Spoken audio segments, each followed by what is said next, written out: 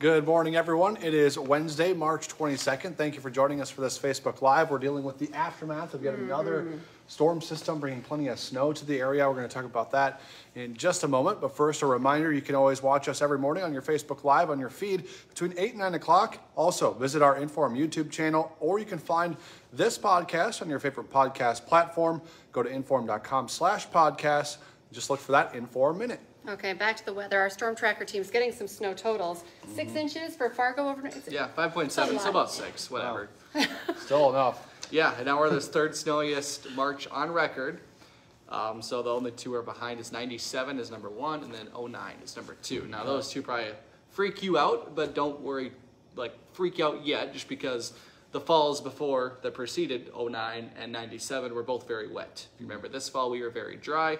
People were wondering if we were ever gonna, start to spring out with a drought. This year, of course, we are already, we had a very dry entrance to winter, and then also January and February were pretty dry. We were actually half of the snowfall we picked up this year in January and February was half of what we picked up in 09 and 97. Okay. And on top of that, in 09 and 97, we also got big April snowstorms. And so there's a lot of uncertainty yet. Yes, it does snow a lot in March, but don't freak out about the flood outlook quite yet. A new one comes out tomorrow afternoon, so we'll have that on First News on Friday morning. Alrighty. Why aren't you outside doing snow angels and showing us the snow? Can you explain what you showed us this morning on First News? Yeah, so there's a little bit light freezing drizzle that was at the end of the snow, so that's on top of the snow.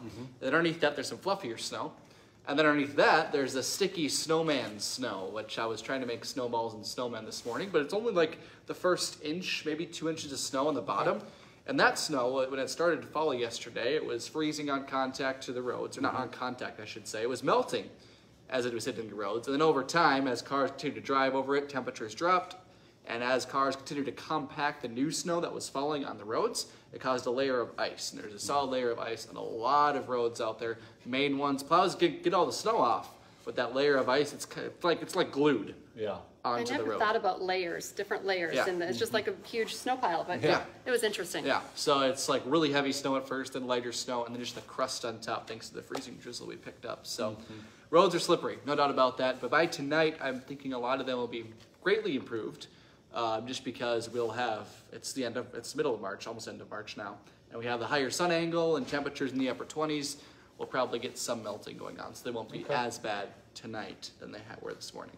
Okay. Temperature-wise, it was nice this morning when I got here, but it's going to cool down. A little bit. Yeah, we were sitting in the 30s this morning. It'll drop down to probably the mid-20s, so not too much of a cool down, but our average this time of year is 40. Oh. That hurts. Definitely below that. Yep. But there's no sight of 40s anywhere for the rest of March, so it'll probably stay below 40 for at least the rest of the month, which... Darn. I know. I wish I had better news. But on that note, get out of here. Okay. I'm just kidding. See you, Dylan. In case he says anything else, that's... Yeah, enough of the bad news. But following up on all of the snow, of course, we were updating you on the road maps this morning with the North Dakota and Minnesota DOT. Still some travel alerts in place.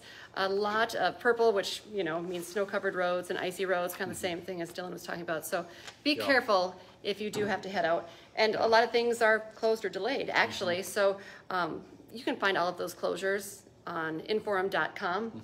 I got the call from West Fargo School District at 5:01 that they were 2 hours late. So what did Bethany say, though? It was more than 60 schools in the area that were at least 2 hours late this morning, and that was as of 7 this morning, which usually they're going to have it called by then. But yeah, so 60 some, which is a lot of places being impacted, obviously.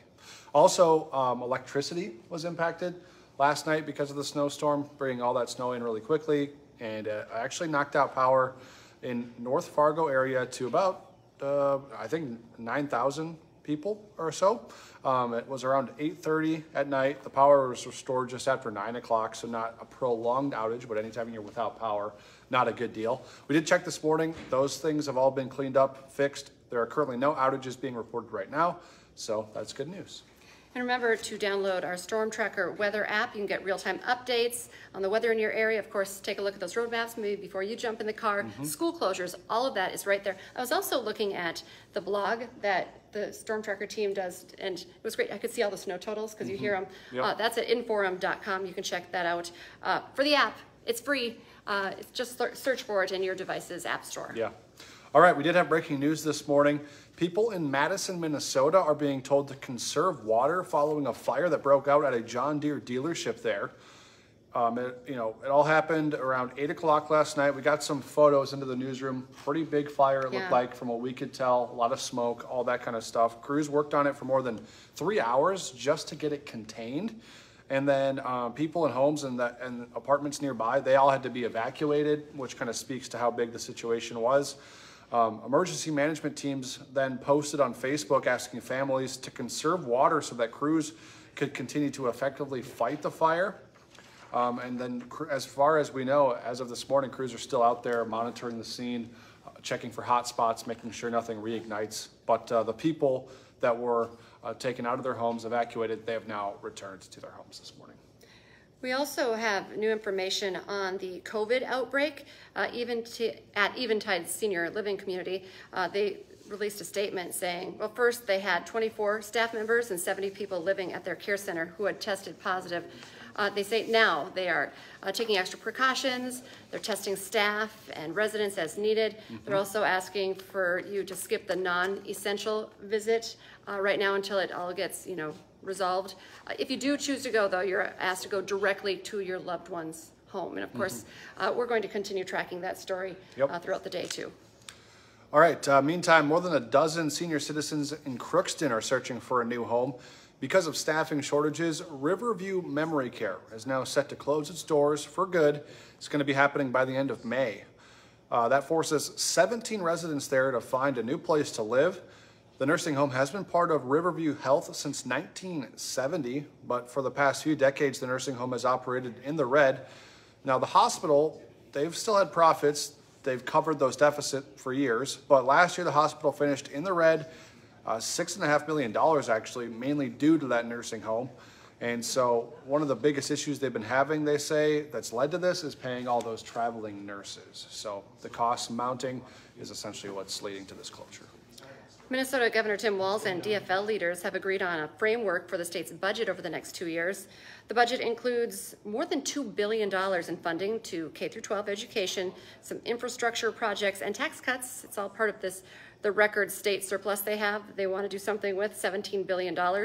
Lawmakers still need to pass an overall budget plan for the year. The current session ends May 22nd. And today, Governor Tim Walz he's going to be unveiling a plan to make childcare more affordable and accessible for Minnesotans. Under his new plan, a family making up to $200,000 with 3 kids could receive over $10,000 a year. That's later today. Governor Walz is actually going to be visiting a child care center in Duluth in order to discuss this plan further and to talk about how he wants to make child care more accessible, more affordable for all the people in his state. Do you know how to spell Vaseline? Good question. Well, a Fargo 7th grader does. Luna Gasovic is North Dakota's spelling bee champion for the 2nd year, and that was the winning word. She earned a trip to Washington, D.C. to compete in the National Spelling Bee, which will be a little bit later this year. Cool. That's awesome for her. Good job.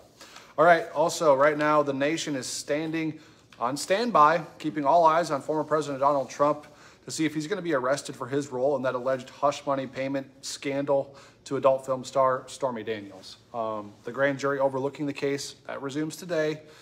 Now, Alvin Bragg, who is Manhattan's district attorney, has not yet said whether Trump could be indicted, but if he is, it would be the first time for a former sitting president. A special counsel in Florida has also argued that Trump may have broken the law when he knowingly misled them to file a sworn statement that he knew was false.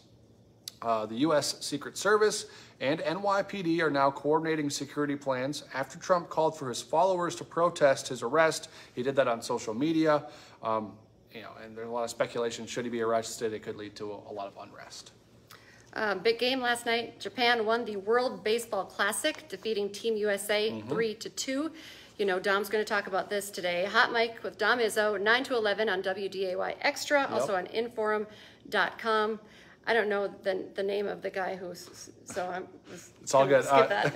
Shohei Ohtani. He's a really good baseball player. He's originally from Japan. He was a star of Team Japan. Now Mike Trout is a star of Team USA, but here in the U.S., in the MLB, they're on the same team. And so the final out came down to Ohtani pitching against Trout. So it was really cool to see the two go head to head, largely considered the two best players in baseball. So it was a fun event. Team Japan ended up winning 3-2, so it's a bummer Team USA Yeah. didn't win, but it was a fun game and a fun tournament. And like you said, Dom's going to talk about it, I'm sure, this morning. Absolutely. We want to remind you, you can get a great deal right now on your inform.com subscription, 99 cents a month for your first 3 months. It's an all-access pass. And remember to join us throughout the day for updates on weather and all of your news headlines as well. Our next newscast is at 11, and we got you covered at 4, 5, 6, 9, and 10. And we'll be back on First News tomorrow morning from 5 to 7. Have a good day, everyone. Bye.